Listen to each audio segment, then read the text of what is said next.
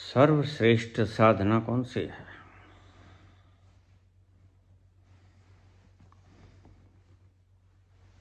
थोड़े से मैं शब्द बोलूंगा, उन्हें हृदय की डायरे में रख लेना।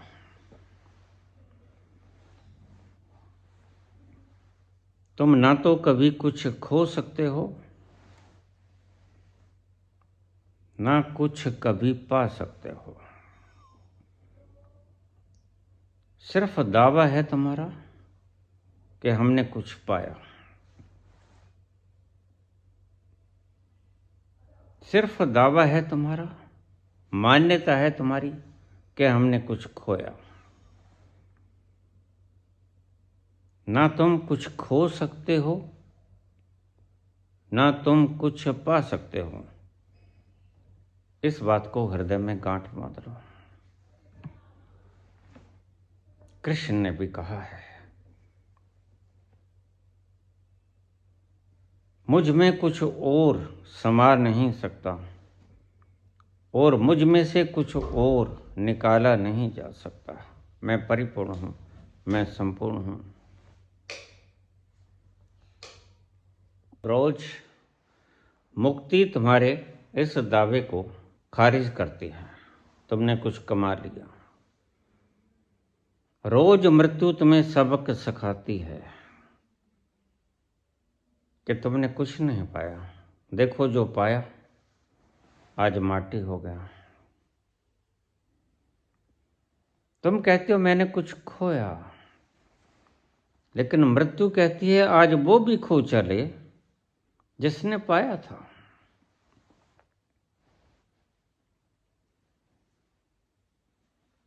आज वो भी खो चले जिसने कुछ पाया था। देह भी छोड़ चले, मन भी छोड़ चले। ना कुछ तुम पा सकते हो, ना कुछ तुम खो सकते हो। तो पूछा सर्वश्रेष्ठ साधना कौन सी है?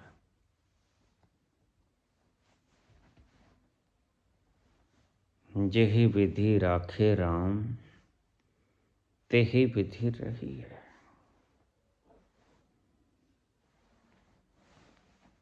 जो होता है होने दें। विराट की इच्छा से हो रहा है। वह विराट जिसके बारे में तुम सोच भी नहीं सकते। खोजना तो बहुत दूर की बात है। उस विराट की इच्छा से हो रहा है और तुम्हें पता कुछ नहीं। तुम्हारे मैं का खोना पाना सब दावा है। तुम कुछ नहीं खोते, कुछ नहीं पाते, इसलिए जो होता है होने दो।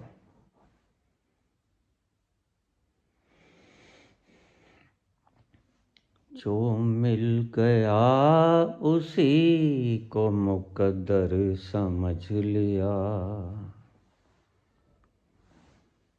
जो मिल गया उसी को मुकद्दर समझ लिया। जो खो गया मैं उसको भुलाता चला गया। जो खो गया मैं उसको भुलाता चला गया।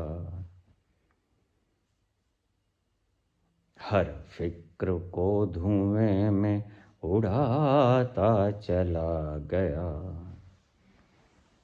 जो मिल गया उसी को मुकद्दर समझ लिया। जो खो गया मैं उसको भुलाता चला गया। कब तक याद रखोगे? एक दिन तुम भी खो जाओगे।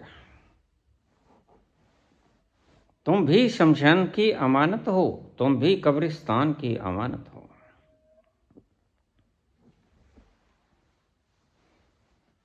गड्ढा आज खोदा जाए या 20, 50, 100 वर्ष बाद खोदा जाए, कोई फर्क नहीं पड़ता। तुम शमशान की कब्रिस्तान की अमानत हो। न कुछ पा सकते हो, न कुछ खो सकते हो। फिर चीत्कार क्यों? फिर हाहाकार क्यों? व्यर्थ है तुम्हारा चीत्कार, व्यर्थ है तुम्हारा हाहाकार, व्यर्थ है तुम्हारा जोड़ना और व्यर्थ है तुम्हारा लुट जाने का दुख। कुछ भी सार्थक नहीं। संत कहते हैं तेरा पाना मीठा लागे, जो तुध पावे सोई पलिकार। तू सदा सलामत निरंकार। पलटू कहते हैं मेरी तो यही मर्जी कर वही, मेरी तो यही अर्जी कर वही जो तेरी मर्जी है। वो तो करता ही है, जो उसकी मर्जी है। तो सर्वश्रेष्ठ साधना है, 2 अक्षर में बता दूं, छोड़ दो सब विज्ञान भैरव तंत्र के उपाय। उपाय करने से कभी ना किसी को कुछ मिला, ना कभी किसी को मिलेगा। हमारा बोलना सब व्यर्थ। हम बोलते हैं इसीलिए बोलते हैं क्योंकि चुप हो जाओ, ये चुप कराने के लिए भी बोलने का इस्तेमाल करना पड़ता है।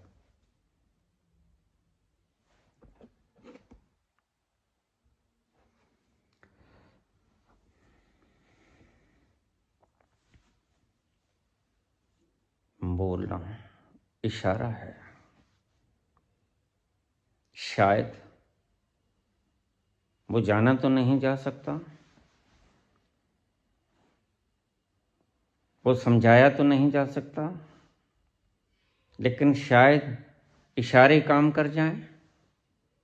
बस इसलिए इशारों का प्रयोग करते हैं। वो चाहे बोलने में करें, चाहे शरीर के इशारों से करें,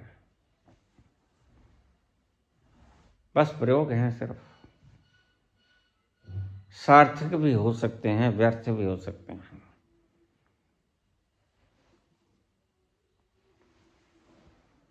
देखिए, छोड़ दे सब कुछ, उसकी मर्जी पे छोड़ दे। जो होता है होने दे।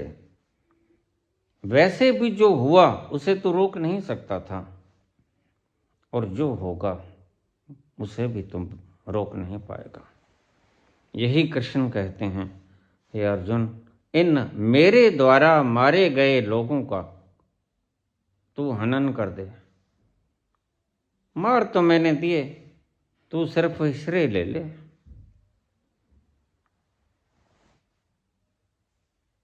करता तो वही है, लेकिन तुम्हारा अहंकार इस बात को मानने को तैयार नहीं, और जब तक नहीं मानेगा तब तक दुख खुद ही पाएगा। अगर तुम्हारा अहंकार नहीं मानता कि सब कुछ वो करता है तो ठीक है, फिर दुख पाने की भी तैयारी रखो। जो उस पर छोड़ के सो जाता है वो घोड़े बेच के सो जाता है, फिर कुछ चोर के चुराने का फिक्र नहीं रहता। तुम धन कमाते हो, पहले कमाने में परिश्रम करते हो, फिर कमाकर जोड़ने में परिश्रम करते हो, फिर जोड़कर उसकी रक्षा चौकीदारी करने में फिक्र करते हो।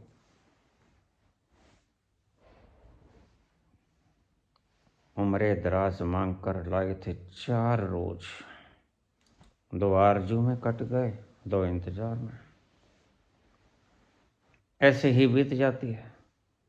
कुछ कमाने में कट गई, कुछ गिनने में कट गई, कुछ चौकीदारी में कट गई। तुम्हारे पल्ले ठन ठन गोपाल, आखिर में गिर पड़ते हो धरती पर, मुंह पा देते हो। तुमको भी लोगों को उठाना पड़ता है, कंधा दूसरे दिया करते हैं।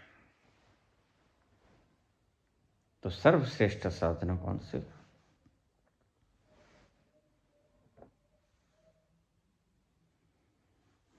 बस मुकद्दर तू नहीं बना सकता।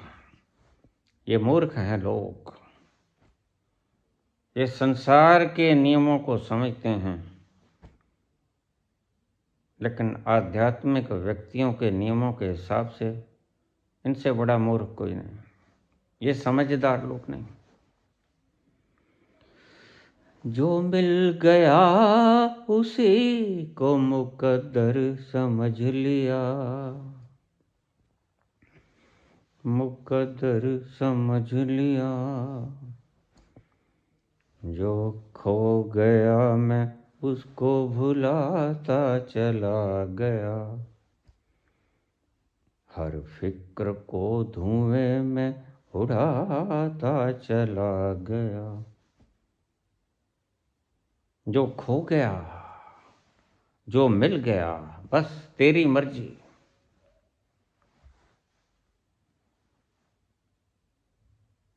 आसान से आसान और मुश्किल से मुश्किल साधना यही है। मुश्किल में तो कहता हूं कि तुम्हारा अहंकार मानता नहीं, और तुम्हारे आसपास के मोटिवेशन स्पीकर तुम्हें मानने नहीं देंगे। वो कहेंगे ऐसा कैसे हो सकता है, करके दिखाएंगे। करके दिखाओ भाई।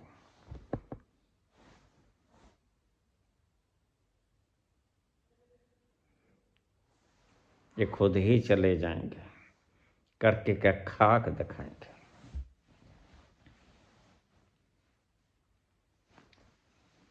सबसे श्रेष्ठ साधना अपने भीतर उतरने की, सारी फिक्र छोड़ दिए, उसकी शरण में चले गए। मामेकम शरणम व्रज, तो उस पे छोड़ दे। जो करता है ठीक, तुम्हारा कुछ जाता नहीं। तुम कुछ लेके आए थे क्या? तुम्हारे पास कुछ रहता नहीं। मृत्यु तुमसे सब कुछ छीन लेती है। ना लेके आए थे, ना तुम साथ लेके जाओगे। बस यहीं का तमाशा है। इन गुत्तियों को गिनते रहो और प्रसन्न होते रहो। एक दिन ये छूट जाएंगी और तुम कहीं ना पहुंचोगे। तुम्हारे हाथ वही ठन ठन गोपाल। सर्वश्रेष्ठ साधना है उसकी मर्जी के ऊपर छोड़ देना। यही कृष्ण कहते हैं।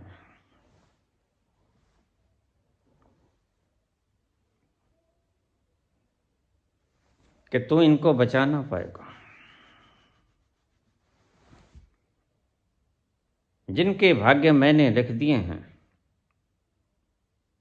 मृत्यु में, तुम उनको जला ना पाओगे।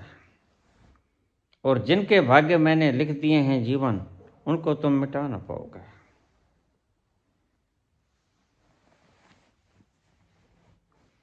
फानूस बनकर जिसकी हिफाजत हवा करे, वो शम्मा क्या बुझे जिसे रोशन खुदा करे। जिसको मैं मिटाऊंगा वो बचेगा नहीं, और जिसको मैं बचाऊंगा उसको मारने वाला कोई नहीं। इसलिए तुम उस विराट की मर्जी पे छोड़ दे। जहां भी जा उस विराट की मर्जी से सब होता हुआ जान ले, मान ले, तो तू सुखी भी रहेगा और शांत भी रहेगा, और जिंदगी आसानी से कट जाएगी। बस यही सर्वश्रेष्ठ साधना है। जो हो गया उसके लिए शोक न कर, और जो नहीं हुआ उसके लिए दुखी मत हो। ये दोनों चीजों को गांठ बांध लो। जो हो गया उसके लिए शोक न कर, जो नहीं हुआ उसके लिए दुखी मत हो, तो जिंदगी बड़े मजे से कट जाएगी। फिराक गोरखपुरी ने लिखा है,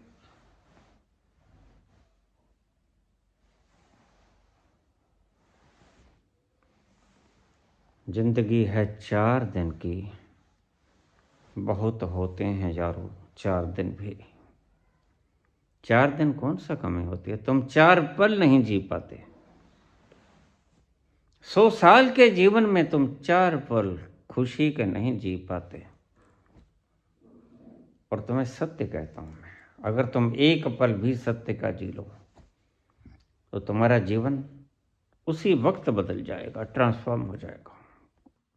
उसकी 1 बूंद का पीना तुम्हें क्या से क्या बना देगा। अगर तुम अभी वही हो, दुखी के दुखी, तो समझो तुमने आज तक एक बूंद भी नहीं आनंद की। बस यही कसौटी है। मुझे लोग पूछ लेते हैं, मैं पहुंच गया हूं, क्या कसौटी है? आनंद ही कसौटी है, सुख नहीं। आनंद कसौटी है, और आनंद का विपरीत कुछ नहीं। शांति का विपरीत होता है अशांति, सुख का विपरीत होता है दुख, आनंद का विपरीत कुछ भी नहीं होता।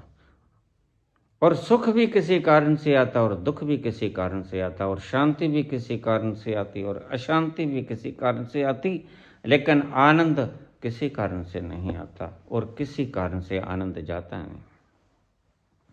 आनंद तो बस एक बार आता है, और आता है तो बस आ ही जाता है।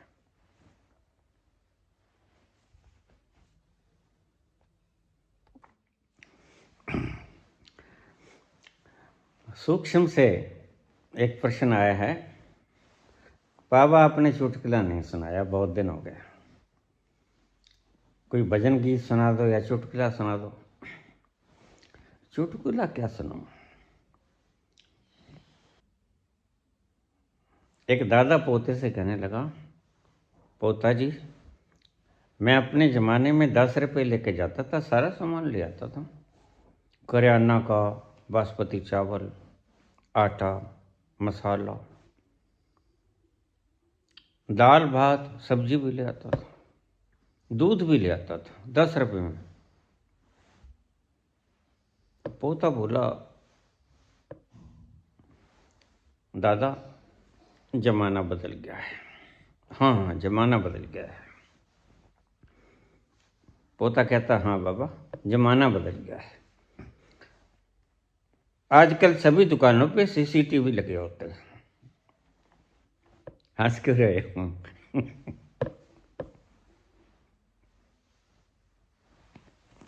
जमाना बदल गया है, 10 रुपये में सब कुछ ले आता था।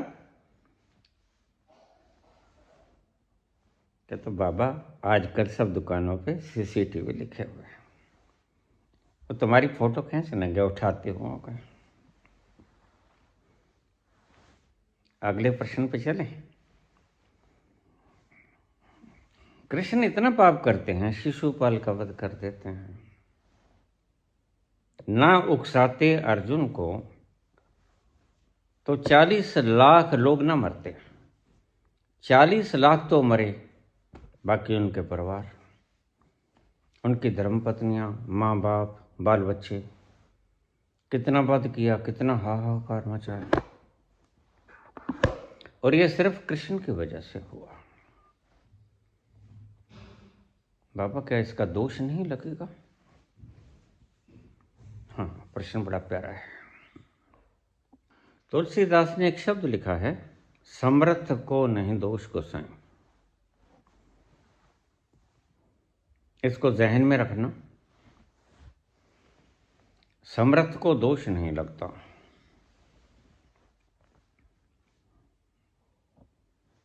आप इसको किसी और तरह से व्याख्या कर लेते हो, आपके आचार्य गलत तरीके से व्याख्या कर लेते हैं।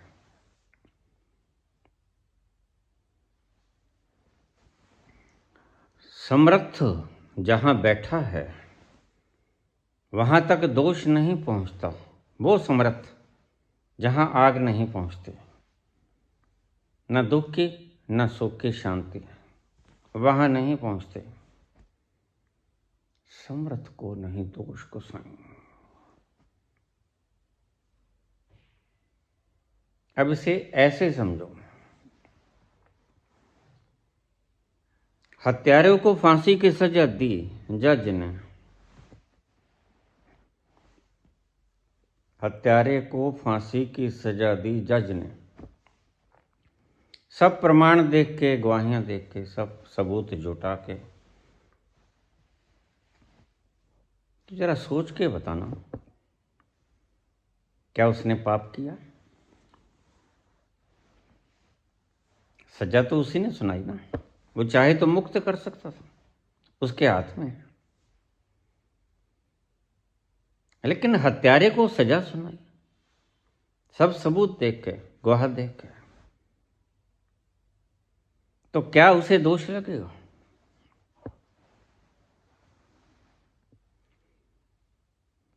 तुम्हारा जवाब भी होगा और सभी का जवाब होगा, नहीं उसे दोष नहीं लगेगा। बस ऐसे ही समर्थ को दोष नहीं लगता। कृष्ण कहते हैं इनके कर्मों के कारण हे अर्जुन मैं इन्हें पहले से ही मार चुका हूं, तुम उठ और श्रेय ले ले, इन्हें मार दे। कृष्ण ने कहा मारे? कृष्ण ने सिर्फ जजमेंट, जज की तरह लिखा, भाग्य निर्धारण किया उसके कर्मों के आधार पर। समर्थ को नहीं दोष को सुनाई। समर्थ का मतलब न्यायाधीश, न्यायकारी, उसको दोष नहीं लगता। किसी जज को कभी दोष नहीं लगा। अगर सबूतों के आधार पर सही उसने फैसला दिया, अगर रिश्वत खा के फैसला दिया तो बिल्कुल दोष लगेगा। अगर बिक गया है न्यायाधीश, तो कई बार बिक जाते हैं कुर्सियों के लिए, राज्यसभा की कुर्सियों के लिए कई बार बिक जाते हैं, उन्हें दोष लगता है। और तुम देखना उन लोगों के असर। मैं आज बोल रहा हूं, शायद रहूं ना रहूं, लेकिन तुम उन लोगों के असर देखना जिन्होंने पैसे खा के न्याय किया।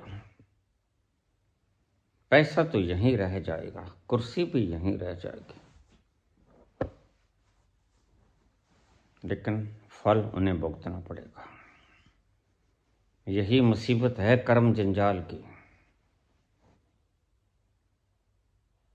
तुम्हारे हाथ में अगर पावर दी है, शक्ति दी है परमात्मा ने, तो उसकी अमानत समझ के जो काम करेगा वह खुशहाल रहेगा। जो खुद की कमाई समझ के काम करेगा वह बदहाल रहेगा, आज नहीं कल। बस प्रोसेसिंग में देरी लगेगी। सिर्फ जितनी देर बीज को वृक्ष बनने में लगती है फल लगने में, उतनी देरी लगेगी, लेकिन फल आएगा जरूर। बीज अपना फल जरूर देता है। कर्मों का बीज ऐसा ही बीज है। समर्थ को नहीं दोष को सुनी। ये इस तल पे बोला गया शब्द है जहां कृष्ण कहते हैं नैनम छेदंती शस्त्राणी नैनम दहती पावका। वहां कोई दोष नहीं जाता। जैसे जज को दोष नहीं लगता, जैसे परीक्षा तुम्हारे पेपर्स को निरीक्षण करने वालों को दोष नहीं लगता। वो तुम्हें फेल कर देता है क्योंकि तुम फेल करने के योग्य थे। प्रथम श्रेणी में उत्तीर्ण कर देता है क्योंकि तुम योग्य थे। जरा भी दोष नहीं। कृष्ण या कृष्ण के तल पे पहुंचे हुए लोग सदा ही मुक्त रहेंगे, अछूते रहेंगे उसके प्रभाव से। इसलिए मैं तुम्हें कहता हूं, अगर बंधनों से डर गए हो तो बंधनों से दूर चले जाओ, बंधनों को तोड़ो मत। फिर समझ लो इस बात को, बंधनों को तोड़ो मत, बंधनों से दूर चले जाओ, क्योंकि बंधे हुए तुम हो नहीं। तुम सोए हो, स्वप्न देख रहे हो, और स्वप्न में जो घटित होता है वो सच में घटित नहीं होता। तो उसका एक ही उपचार है, आंखें खोल लो, जाग जाओ। दूसरा कोई उपचार नहीं। बंधे हुए तुम नहीं हो, दूर हट जाओ, जाग जाओ, आंखें खोल लो, घूंघट के पट उठा लो,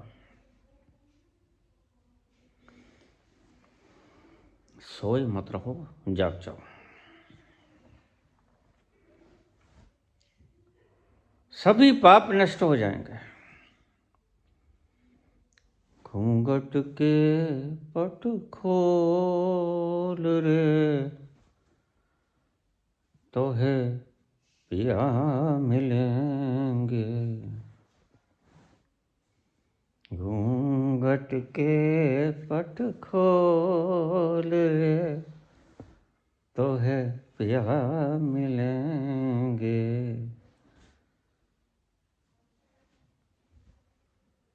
घट घट में तेरे राम बसत हैं,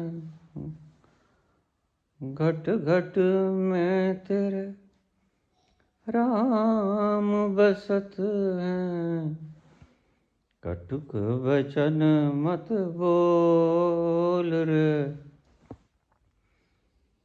तो है पिया मिलेंगे,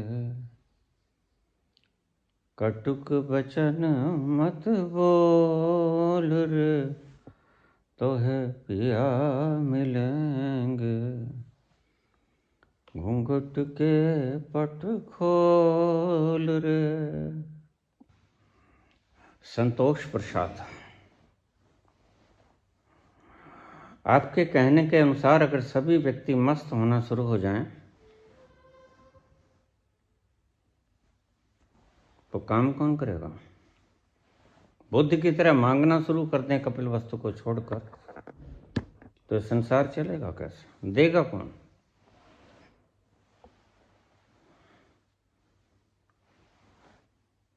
सभी मंगते बन जाएं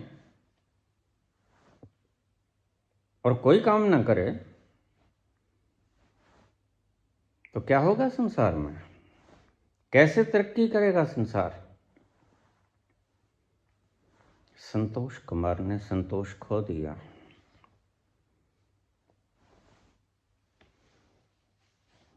बस यही दिक्कत आती है बुद्धि से समझने में। मेरी एक बात का जवाब दो,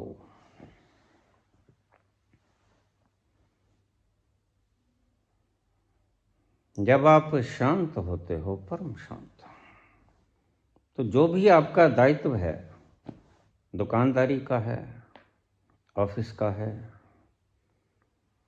क्लरिकल जॉब है, मैनेजरशिप है या दुकानदारी है, ज़्यादा बखूबी तुम उस अवस्था में काम कर पाते हो या जब क्रोध अवस्था में होते हो, चिड़चिड़े होते हो, दुखी हो तो भीतर से, तो ज़्यादा बढ़िया ढंग से तुम तब काम कर पाते हो या शांति की अवस्था में। तुम्हारा मेंटल बैलेंस खराब कर दिया क्रोध ने। तुम जो काम करोगे वह तब बढ़िया करोगे या तुम्हारा मेंटल बैलेंस शांत है, कोई दुविधा नहीं, कोई तरंग हिलती नहीं, तुम तब बढ़िया ढंग से करोगे, यह बताओ मुझे। निश्चित ही तुम्हारा जवाब होगा, ये सभी का जवाब है कि जब मन शांत होगा तो पूरी निपुणता से काम होगा, पूरी शक्ति से काम होगा, पूरी इन्वॉल्वमेंट से काम होगा और तुम उस काम का मजा उठाओगे। मन में क्रोध होगा, घर से लड़के आए, कोई चिंता से तनाव से ग्रसित हो, तब तुम काम करने की क्षमता को खो दोगे, घटिया से घटिया काम करोगे। उस वक्त ग्राहक आएगा, चिड़चिड़े स्वभाव से बोलोगे, उसको गाली निकाल दोगे। ऑफिस में तुम्हारे पास आएगा, घर से लड़के आए हो, गुस्सा उस पर निकालोगे। अक्सर ये टीचर लोग बच्चों पे गुस्सा निकाल देते हैं।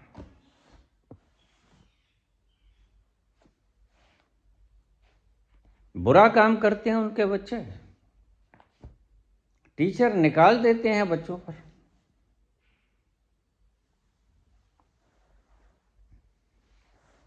तुम गलत समझ गए। मस्त होने का मतलब परम खुशी है। तुम्हारा रोम रोम, तुम्हारा एक न्यूरॉन परम खुशी से भर जाए, शांत हो जाए, रिलैक्स हो जाए, तो तुम में काम करने की क्षमता ज़्यादा हो जाएगी, बढ़िया ढंग से काम कर पाओगे और ज़्यादा कर पाओगे। और तुम्हारा काम सिर्फ उसी वक्त ही पूजा बनता है जब तुम पूरी शक्ति से, पूरी इन्वॉल्वमेंट से कोई काम करते हो, तो काम पूजा हो जाता है। और जब मरे खरे से घर से लड़ाई करके आए, सो बोझ हो दिमाग पर।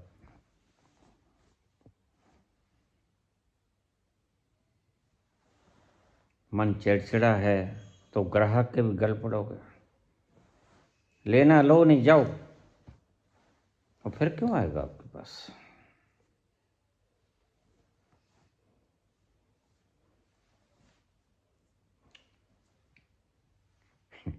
सूखी वाले कहते हैं आप भी तो ऐसे ही करते हो। आप कहते हो सुनना सुनो, नहीं मत सुनो। तो मैंने कौन सा ग्राहक बनाने भाई? मैं कोई व्यापार थोड़े कर सकता हूँ भगवान के नाम का। व्यापार नहीं हुआ करता। मैं कोई महंगा कवि थोड़ी हूं जो श्री राम कथा का प्रवचन का महंगा पैसा लूं। वो तो मैं हूं नहीं। मैं सिर्फ संपूर्ण प्रज्ञा से संपूर्ण अनुभव को बांट सकता हूं, बस आपसे कुछ नहीं मांगता हूं। कारोबार नहीं है मेरा, धंधा नहीं है। अगर सभी शांत हो गए, संतोष प्रसाद, दुनिया में क्रांति आ जाएगी। फिर कोई देश परमाणु बल के ऊपर गर्वान्वित नहीं होगा, किसी को विध्वंस करने में फक्र महसूस नहीं करेगा, उसकी छाती चौड़ी नहीं होगी। करोड़ों आदमियों का वध करके उसकी छाती चौड़ी नहीं होगी, बल्कि वो रोएगा। काश ऐसा दिन आ जाए जो तुमने कहा। तुम्हारे सोचने के ढंग उल्टे पुल्टे हैं। पता नहीं कहां से ऐसे ढंग लेके आए हो, कैसे तुम्हारी सड़ी हुई खोपड़ी में ऐसे प्रश्न आ जाते हैं। और तुम सभी खुश रहना चाहते हो, देखो, और प्रश्न करते हो अगर सभी सुखी हो गए, आनंद में आ गए, तो क्या सभी मांगने लग जाएंगे? अरे मूर्ख, सभी देने लग जाएंगे। परमात्मा परम आनंद है, दाता दे लेंदा थक पा, जुगा जुगंतर खाई खा। यह बांटता ही रहता है। जो परम आनंद में होता है, परम खुमारी में होता है, परम खुशी में होता है, वह छीन नहीं सकता, सिर्फ बांट ही सकता है। जो दुखी होता है वह छीनता है। तुम्हारे सारे शाहूकार धनपति दुखी हैं, तुम्हें पता भी नहीं, उन्हें भी पता नहीं, इसलिए तुम्हारा धन छीने चले जाते हैं। तुम्हारे सारे राजनीतिज्ञ दुखी हैं, इसलिए तुमसे तुम्हारी स्वतंत्रता छीने चले जाते हैं। नहीं, ये दुखी लोगों का काम है छीनना, सुखी लोगों का काम है बांटना। इस परिभाषा को लिख लेना। तुम भी देखोगे, जब तुम प्रसन्न होते हो तो प्रसाद बांटते हो ना। जब तुम दुखी होते हो तो छीनते हो। जो छीनता है वह कितना भी अमीर हो, लेकिन दिल से दरिद्र है, दिल भरा नहीं अभी उसे कहा। काश ऐसा दिन आ जाए, ये धरती खुशहालों से भर जाए, मस्तों की धरती हो। जितना काम आज तुम करते हो उससे 4 गुना काम करेंगे और मजे से करेंगे, हंसते खेलते करेंगे। हंसी वो, खेली वो, धरी वो ध्यान, गाई वो, खाई वो, धरी वो ध्यान।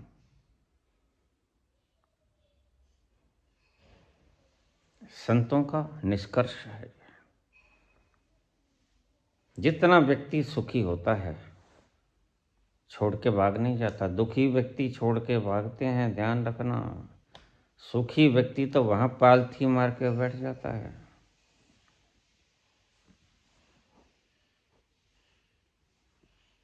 तुम दुखी होते हो तो जंगलों की सूझती है, पर्वतों की सूझती है, क्योंकि दुखी हो, शायद वहां सुख हो। जला गए हो पत्नी की बातों से, बच्चों की चैं से, शोर शराबे से, तो छोड़ के भागना चाहते हो। ये सुखी लोगों का काम नहीं है।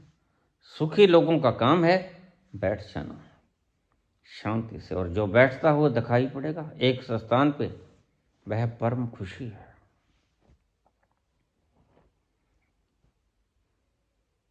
एक और बात तो मैं बताता हूं, जो पालथी मार के बैठ गया वो भी काम तो करेगा। काम तो मैं भी करता हूं, तुम्हें पता नहीं है बस। मैं बिल बनाता हूं, सामान मंगवाता हूं, ग्राहकों से बातचीत करता हूं, बेटे के साथ व्यापार में हाथ बटाता हूं, बही खाते का काम करता हूं, प्रवचन करता हूं, तुमसे भी बातचीत करता हूं, तुम्हें भी सुझाव देता हूं। ये काम नहीं है? काम है। लेकिन डॉक्टर कंसल्टेशन फीस ले लेता है, मैं वो आपसे नहीं मांगता। बस यही फर्क है संत में और डॉक्टर में। अगर डॉक्टर भी कंसल्टेशन फ्री कर दे तो वह भी संत है।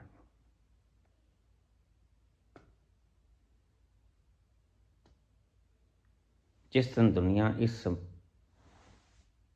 महाने पे पहुंच गई कि प्रत्येक व्यक्ति परम खुशहाली से ग्रस्त हो गया, उस दिन दुनिया को स्वर्ग में ढूंढने की आवश्यकता नहीं, जन्नत यहीं हो जाएगी। जहां ऐसा व्यक्ति होता है वहीं जन्नत होती है, उसके चरनार बिंदों में जन्नत होती है। जहां ऐसा व्यक्ति बैठा है जो परम खुशहाल हो गया। तुम तो हो नहीं सकते तो ऐसी बातें बनाते हो। ये तुम्हारे ना होने का प्रमाण है जो तुमने प्रश्न पूछा, और तुम्हें पता भी नहीं। तुम्हारा अहंकार बहाने ढूंढता है, लेकिन गलत पंगा ले लिया संतोष। ये कि टोपी वाले महाराज नहीं है जो रावण से बात करेंगे, मैं सीधा तुमसे बात करता हूं। तुम जब शांत मरहलों में कोई काम करोगे, तुम देखना तुम में काम करने की निपुणता आ जाएगी, प्रवीणता आ जाएगी। और जब तुम क्रोध की अवस्था में होगे, पहली बात तो काम करने का मन ही नहीं करेगा, और करोगे तो जलाए जलाए से, और वो काम क्या, वह तो रांद काटोगे तुम। किसी तरह निपटाओगे, वो काम नहीं होगा। संत का काम पूजा होती है। तुम क्या कहते हो? कबीर छोड़ के भाग गए, रोज कबीर के दोहे गाते हो, रोज कबीर के भजन गाते हो, कबीर छोड़ के भाग गए क्या? बराबर काम करते हैं, चदरिया बनते हैं, खेस बनते हैं, और मगन हुए हुए गीत गाते हैं, भजन गाते हैं, परमात्मा का स्मरण भी करते हैं, काम भी करते हैं। क्या दिक्कत है? कोई दिक्कत नहीं।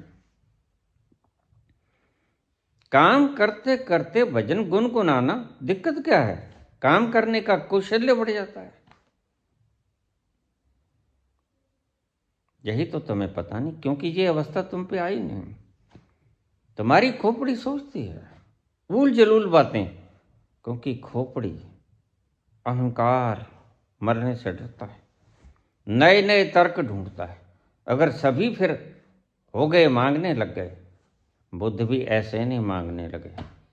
कपिल वस्तु का सिंहासन छोड़ के आए हैं, कोई कमी नहीं है इसके पास, यह कोई भिखारी या मंगता नहीं है। यह आज भी राज इसका है, जब चाहे कपिल वस्तु का राज संभाल सकता है। आफ्टर एनलाइटनमेंट जब घर गए बुद्ध, तो उसके पिता ने कहा, आ गई धर्म ठिकाने। मुझे पता था तुम आओगे। ऐशो आराम सुस्वादु पदार्थों को खाने वाला कितना दिन टिकेगा?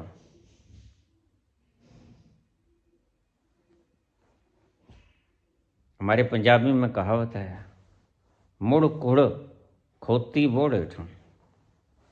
आ गया ना फिर। लेकिन तुम लोग बुद्ध को समझने में भी गलती कर दोगे। उसके मुखार बिंद की शीतलता तुम न देख पाओगे। जब मुखार बिंद की शीतलता ही तुम्हें ना दिखेगी तो भीतर का आनंद की शीतलता तुम्हें क्या खाक दिखेगी? क्योंकि भीतर जानना तो तुमने सीखा ही नहीं अब तक।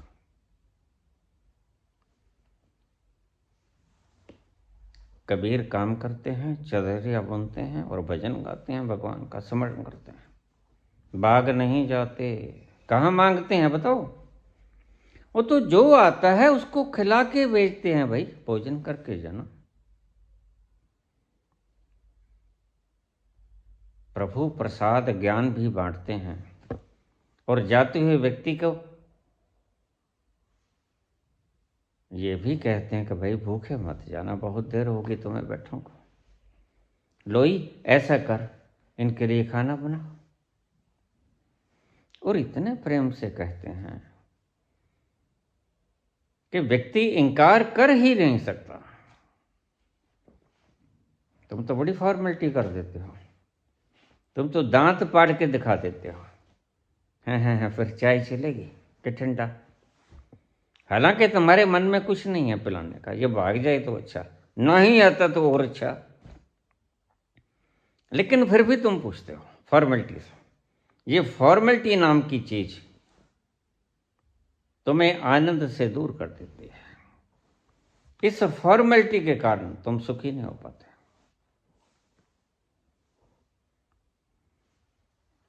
नानक ने काम करना छोड़ दिया। जैसे कबीर ज्ञान भी बांटते हैं और काम भी करते हैं घर का, वैसे नानक खेती भी करते हैं। भूल मत जाना, नानक खेती करते हैं, लेकिन उनके उपदेशों में तो यही है, कृत कर वंड छक। कृत तो साथ में रखते हैं, वो करो और जो उपलब्ध हो उसको बांट के छको।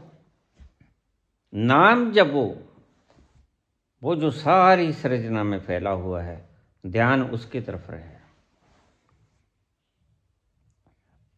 आनंद में झूमे झूमे सभी काम करो तो ज्यादा बढ़िया क्वालिटी का होगा।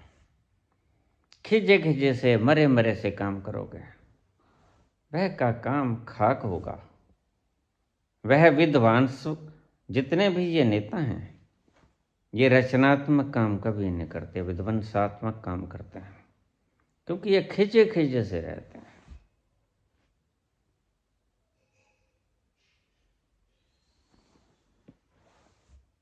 नानक छोड़ते हैं ना काम, मीरा छोड़ती है, नाचती है, गाती है, काम भी करती है घर में जाके।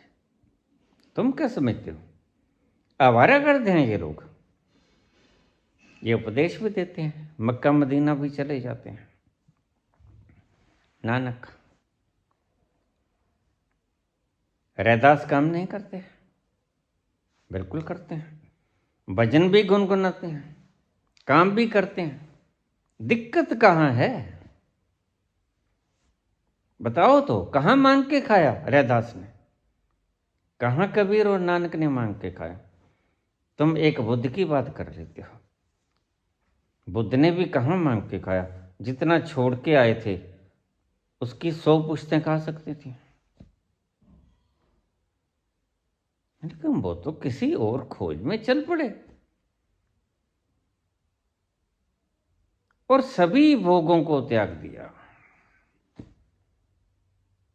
उसका मांगना तुम्हें खटकता है, उसके 4 फुलके तुम्हें खटकते हैं। जो अरबों अरबों की जायदाद छोड़ के आया, उसके 4 फुलके तुम्हें खटकते हैं।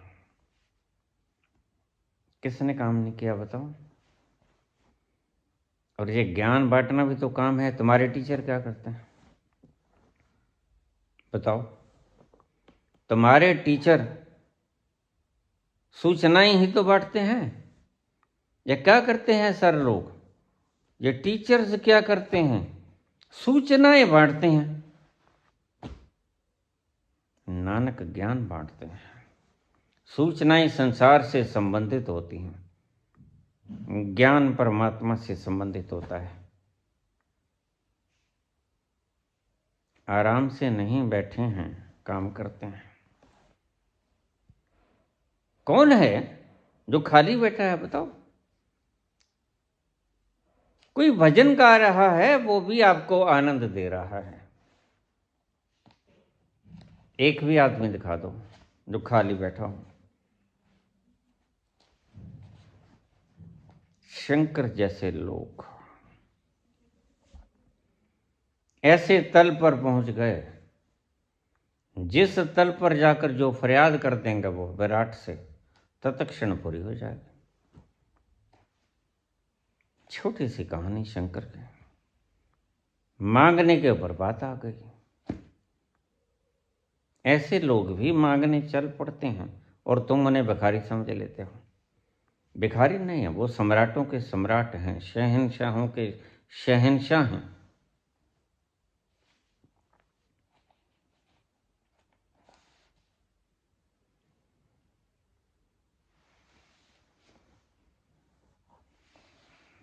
उनका ये संकल्प था कि एक दिन में 24 घंटों में एक बार एक घर से मांगेंगे। शंकर का, शंकराचार्य 24 घंटे में एक बार खाएंगे, एक बार मांगेंगे, एक घर से मांगेंगे। अगर इनकार हो गया तो फिर नहीं जाएंगे, फिर उपवास फाका चलेगा।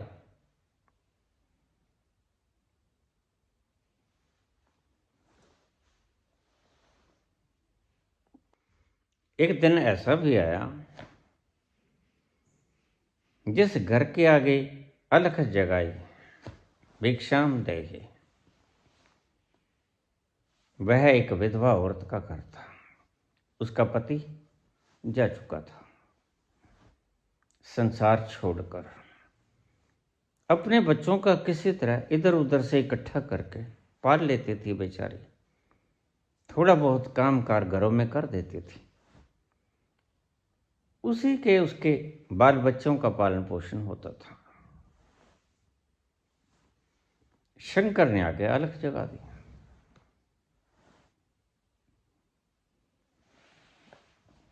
वो स्त्री तो घबराई। शंकर आए हैं, पता था किसी और घर में जाएंगे नहीं, आज तो भूखा रहना पड़ेगा, हमारे पास तो कुछ है नहीं। कुदरती उस दिन उसके पास भी कोई काम नहीं, कोई पैसा नहीं, कोई खाने को सामान नहीं। प्रकृति ने चारों तरफ से सरकमस्टेंस ऐसा बना दिया। घबराई, भीतर से कांपने लगी। इधर उधर देखा, रोटियों का कटोरदान देखा, कुछ भी नहीं।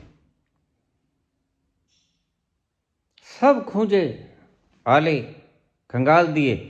एक छोटा सा आंवला मिला, आंवला हरा, और फल कहीं रह गया होगा वहां।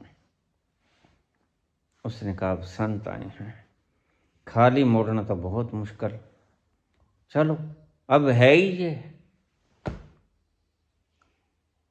तो उसने वो फल उठाया, जाके प्रणाम किया, चरण स्पर्श किए, और वह आंवला उसके भिक्षा पात्र में डाल दिया। तब तक शंकर सारी बात स्थिति समझ चुके थे। शंकर समझ चुके थे कि इसके पास कुछ नहीं है, विधवा औरत है, बच्चों का बड़ी मुश्किल से घरों के काम कार करके अपने बच्चों का पालन करती है। किसी तरह 2 जून की रोटी कभी मिलती है, कभी नहीं मिलती।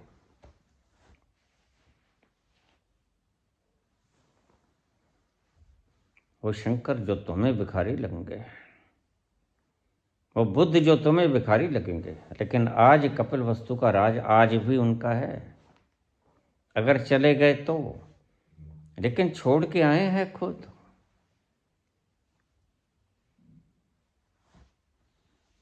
शंकर उस स्थिति को पहुंच गए हैं जहां कुछ भी कहे तत्क्षण विराट उसकी बात को मानता है। अब एक बात ध्यान में रख लेना, जिसकी वासनाएं खो गई हैं, जिसका अभिमान नष्ट हो गया है, जिसकी चपकाहटें मिट गई हैं, जो अपने उस समर्थ भाव में चला गया है, जहां जाकर वो सर्वसमर्थ हो जाता है,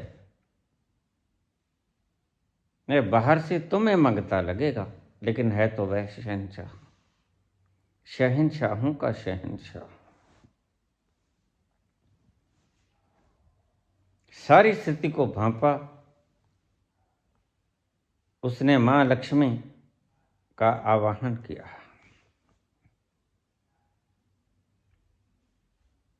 मां लक्ष्मी प्रकट हुई, हाथ जोड़े, आज्ञा करें प्रभु।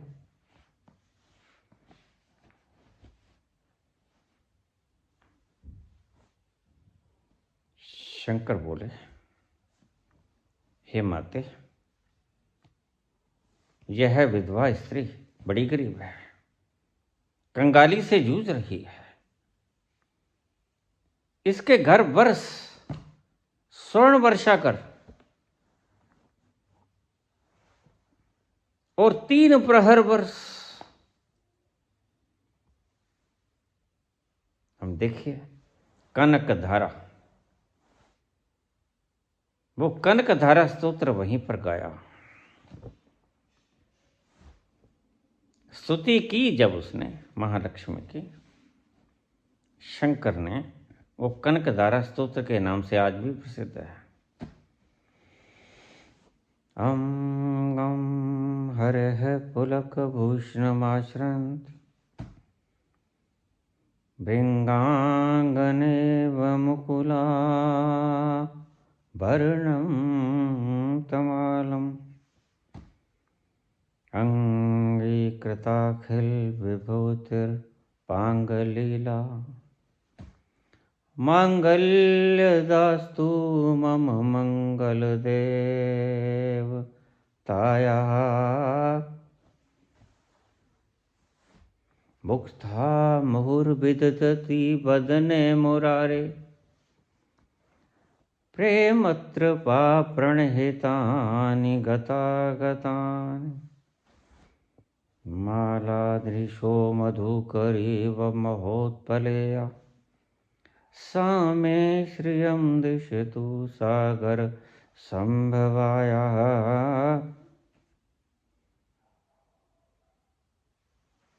माँ लक्ष्मी की प्रार्थना की, आवाहन किया। माँ लक्ष्मी प्रकट हुई। माते 3 प्रहर वर्ष स्वर्ण की वर्षा कर, कनक धारा, कनक सोने को भी कहते हैं,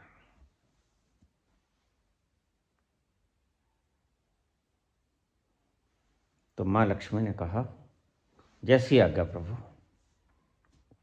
और बरसी, खूब बरसी, सारा घर भर गया सोने से, बैठने को भी जगह न बची, छत भी भर गई, पहाड़ बन गया, इतना बरसा, निरंतर वर्षा। उसी से ही कनकधारा स्तोत्र का प्रभाव इतना बढ़ा। ये शंकराचार्य ने उस वक्त गुनगुनाया। मां देवी का आवाहन करते वक्त आज भी इसको गुनगुनाने से दरिद्रता मिट जाती है।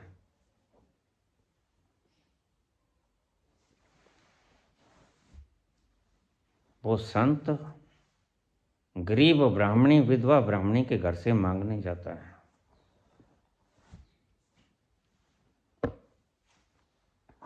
तुमने प्रश्न गलत पूछ लिया। बुद्धि के सतर पे अगर रहोगे तो ऐसे ही प्रश्न उठेंगे। इसके तल से नीचे उतरो, असत्य से सत्य की ओर निकलो, अंधकार से प्रकाश की ओर जाओ। तमसो मां ज्योतिर्गमय।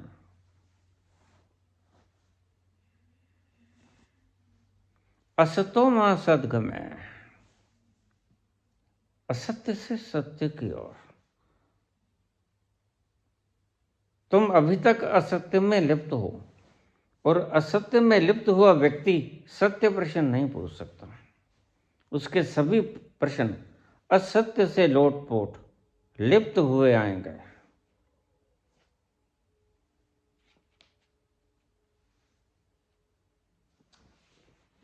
ये जो मांगने वाले तुम्हें दिखते हैं, आज बेरोजगारों की भीड़ बढ़ गई है। फिर भी सभी बेरोजगार मांगते नहीं, क्योंकि उसमें अहंकार टूटता है। लूटना ठीक, लूट लो, डाका मार लो, मांगो मत। मांगने से अहंकार ढलता है, ये तुम्हें शायद पता नहीं। कभी गए हो किसी के दर पे मांगने और देखा है अपने अंतस में तुम झुक जाते हो, नम्रता से बात करते हो, नम्रता से बात करते हो। मांगना झुकाता है व्यक्ति को। लेकिन ये जो मांगने वाले हैं, ये भिखारी नहीं है, ये शहंशाह हैं, परम शहंशाह हैं, शहंशाहों के शहंशाह हैं।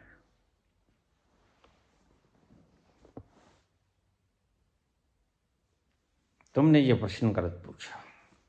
तथ्यात्मक आधार पे नहीं पूछा, विराचात्मक आधार पे पूछा। विचार तुम्हारे ऐसा कहते हैं, बुद्धि तुम्हारी ऐसा कहती है। अगर सभी मांगने लग गए, सभी मस्त हो गए, सभी आनंद में आ गए, सभी खुशहाल हो गए, तो काम कौन करेगा? काम वो ही करेंगे, और ज्यादा बढ़िया ढंग से करेंगे।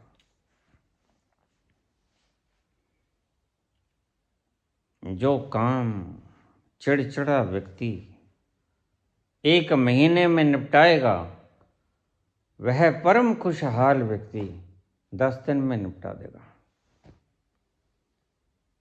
और ज्यादा कुशलता से, प्रवीणता से, और ज्यादा एक्यूरेसी से। तुम्हें इस बात का ज्ञान नहीं है। तुमने प्रश्न तो पूछ लिया, लेकिन पिटोगे ये नहीं पता था। मांगो, मांगो उस दाता से कि तुम्हें भी दात में ये मस्ती दे दे, वो मस्ती जो तुम्हारे भीतर खिला देगी तुम्हारा सहस्रार दल कमल, और तुम आनंद में झूम उठोगे। फिर ऐसा मत समझना कि तुम काम नहीं कर पाओगे। काम तो ज्यादा प्रवीणता से करोगे और ज्यादा मात्रा में करोगे।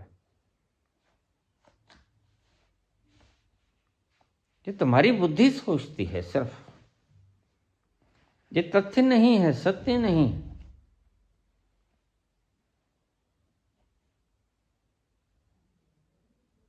इसलिए गलत प्रश्न पूछ लिया। मैं तो कामना करता हूं कि सारा विश्व इस प्रकाश में झूम जाए, आनंद की बारिश हो उसके ऊपर, खुशी की बारिश हो उसके ऊपर, प्राण उसके पी जाएं इस खुशी को और नाचने लग जाए, तो काम ज्यादा प्रवीणता से, कौशल्य से होगा, ज्यादा मात्रा में होगा। क्योंकि तुम में ये खुशी आई नहीं। और बंदर क्या जाने अतिरिक्त का स्वाद। जब तुमने चखा ही नहीं इस आनंद का स्वाद, तो प्रश्न तुम पूछ कैसे सकते हो? तुम अधिकृत ही नहीं है प्रश्न पूछने का। आनंद उतरे तो फिर प्रश्न पूछो, लेकिन फिर फिर प्रश्न उठेगा ना। जिसने आनंद को पी लिया वह तो ज़्यादा बेहतर तरीके से काम करेगा। और जिस दुनिया, सारी दुनिया मस्त हो गई, नाचने लगी, झूमने लगी, खुशहाल हो गई, कोई दिमाग पे बोझ ना रहा, कोई बंधन ना रहा, कोई दिमाग के ऊपर पाखंड धारण ना किए तुमने, कोई मान्यता ना रही, उस दिन तुम सोच भी नहीं सकते दुनिया जितनी खुशहाल और आनंद से मगन हो गई। उस दिन मनेगी ईद। अब तो तुम आदमी आदमी के पास से कंधा मार के टकरा के चला जाता है, लेकिन उस दिन गले मिलोगे। खुशी के मौके दीद के मौके होते हैं, और खुशी के मौके ईद के मौके होते हैं। फिर तुम गले लग के मिलते हो, खुशी में ही मिल सकते हो।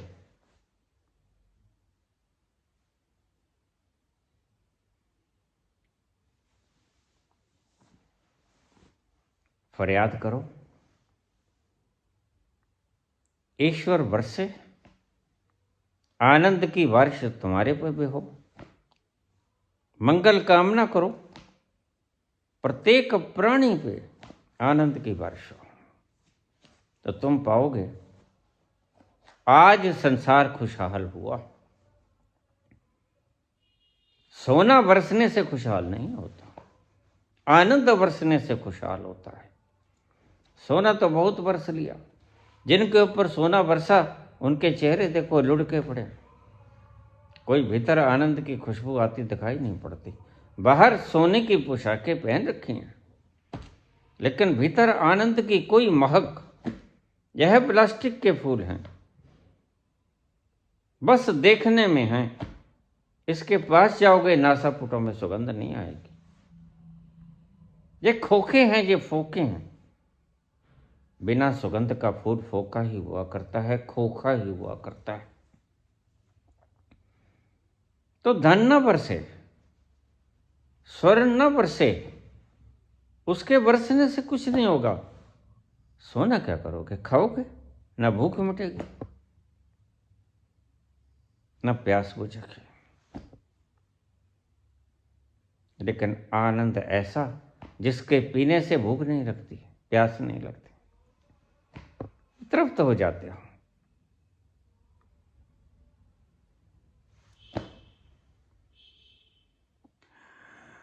जिस घड़ी मेरी निगाहों को तेरी दीद हुई, वो घड़ी मेरे लिए ऐश की तमहीद हुई। जब कभी मैंने तेरा चांद सा मुखड़ा देखा, ईद हो या कि न हो, मेरे लिए ईद हुई। वो जलवा जो ओझल भी है सामने भी, वो जलवा चुराने को जी चाहता है, निगाहें मिलाने को जी चाहता है, दिलो जान लुटाने को जी चाहता है, आके ना जाने को जी चाहता है। अगर वो बरस जाए तो ऐसा ही कुछ होगा। ऐसा आनंद की बहार आएगी, काम तुम्हारे लिए पूजा हो जाएगा। काम तुम्हारे लिए काम नहीं रहेगा, काम तुम्हारे लिए पूजा होगा। Work is worship. सही मायने में तुम तभी पूजा कर पाओगे जब तुम्हारा काम पूजा हो जाए। धन्यवाद।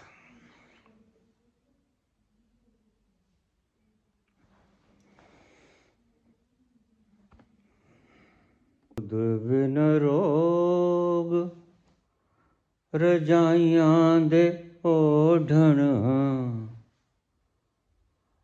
तुध बिन रोग रजाइयां दे ओढ़ण, नाग निवासां दे रहना। ਮਿੱਤਰ ਪਿਆਰ ਨੂੰ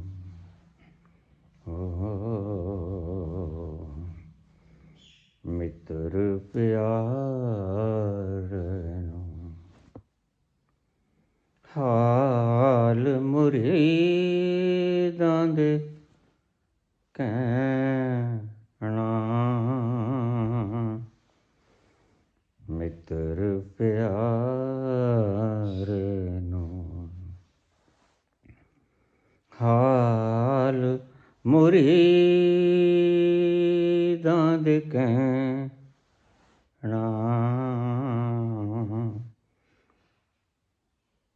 ਮਿੱਤਰ ਪਿਆਰ ਨੂੰ ਮਿੱਤਰ ਪਿਆਰ ਨੂੰ ਓ ਮਿੱਤਰ ਪਿਆਰ ਨੂੰ ਮਿੱਤਰ ਪਿਆਰ ਨੂੰ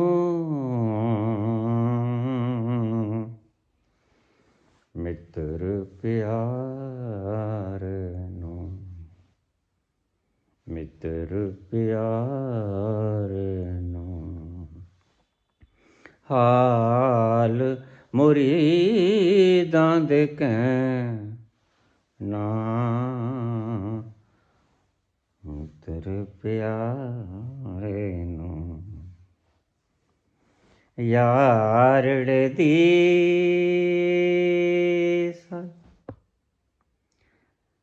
ਸਥਰ ਚੰਗੀ ਯਾਰੜੇ ਦੀ ਸਨ ਸਥਰ ਚੰਗੀ ਪੱਠ ਖੇੜਿਆਂ ਦੇ ਰਹਿਣਾ ਪੱਠ ਖੇੜਿਆਂ ਦੇ ਰਹਿਣਾ ਮਿੱਤਰ ਪਿਆਰ ਨੂੰ ਹਾਲ ਮੁਰੀਦਾਂ ਦੇ ਕਹਿਣਾ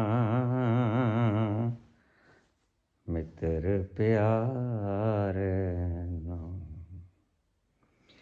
ਸੂਲ ਸੁਰਾਹੀ ਖੰਜਰ ਪਿਆਲਾ ਸੂਲ ਸੁਰਾਹੀ ਖੰਜਰ ਪਿਆਲਾ ਵਿੰਗ ਕਸਾਈਆਂ ਦੇ ਸੈਣਾ ਮਿੱਤਰ ਪਿਆਰੇ ਨੂੰ ਹਾਲ ਮੁਰੀਦਾਂ ਦੇ ਕਹਿਣਾ ਮਿੱਤਰ ਪਿਆਰ ਨੂੰ